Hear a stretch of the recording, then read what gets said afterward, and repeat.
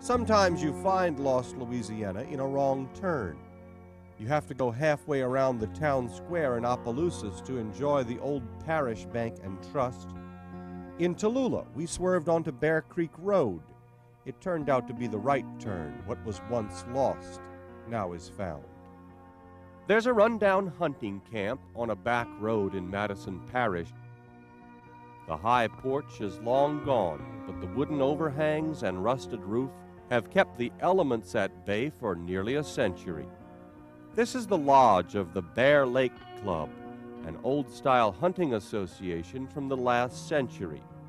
Now, you can trek far enough into the woods anywhere in Louisiana and come across old camps, abandoned as well as still used in season, but this one is special. Would you believe this one has, just this year, been placed on the National Register of Historic Places? Larry Bird is curator of the Political History Collection at the Smithsonian Institution in Washington, and he's come to Tallulah today to see this husk. The hunting camp, really what you're looking at is not necessarily a hunting camp, but it's a fish and conservation camp. Significant? Well, I think so, if only because this is the only one that remains that has a Roosevelt association with it that you can actually come see. In the first years of this century, President Teddy Roosevelt was the leading spokesman for the conservationist philosophy. For about 30 years, gentlemen hunters had been forming clubs with attention to nature conservation. Roosevelt's status helped and was helped by the movement. Why does Roosevelt come to Louisiana? Well, to hunt black bear. He just wanted to kill himself a bar. Well, no, I mean, there are political considerations, he becomes president after the assassination of William McKinley. He's the vice president becoming president. And so part of what he's doing is shoring up his southern flank of Republican support within the party. Certainly that's one of the reasons he came here in 1902 to Mississippi, Louisiana, for his first, on the occasion of his first bear hunt. When he didn't shoot one, the locals brought a beaten-up cub to him all tied up. But Teddy found no sport in that, and when he spared the poor animal, the national press coined a craze for kids. You guessed it, the teddy bear. And almost from that moment, you can see the wheels in Roosevelt's head spinning to come back and really complete and have a successful hunt. When Roosevelt returned to the Delta to finally shoot a bear, even this Yankee was cheered in Vicksburg, and eventually the tiny farm town of Tallulah. This is the scene as everyone turned out to see the president in 1907. Roosevelt kept a journal of his hunts and wrote to his daughter all about this one. He never actually says this is the exact building, but his description fits this place perfectly. Martin Williams will soon be 94 years old. He was a good friend of the camp's caretaker and best guide, Willie Goodall. We talk hours and hours about it, because he must have made kind of a hit with the president. But he's a very intelligent man.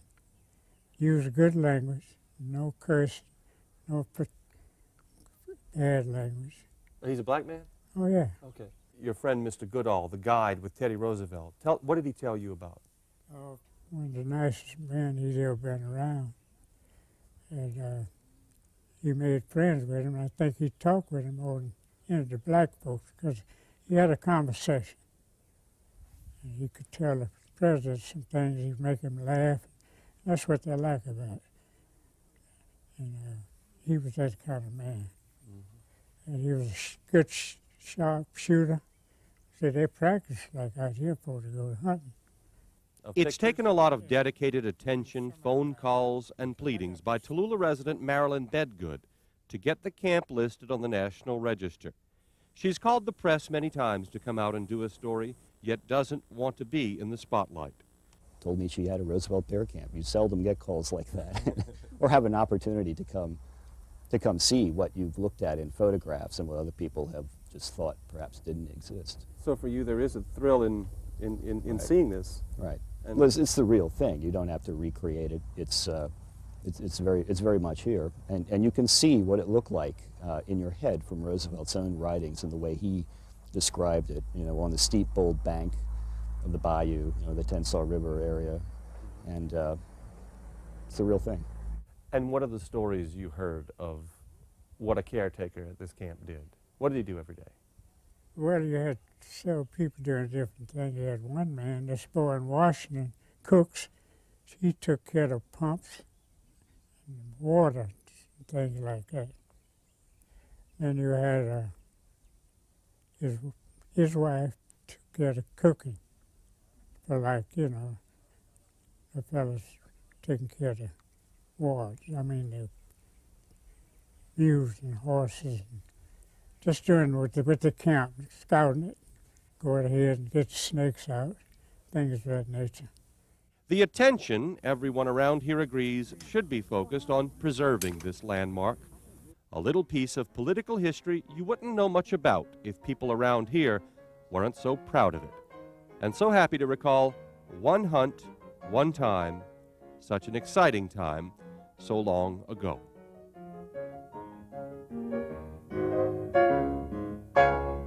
Lost Louisiana will continue browsing some old postcards.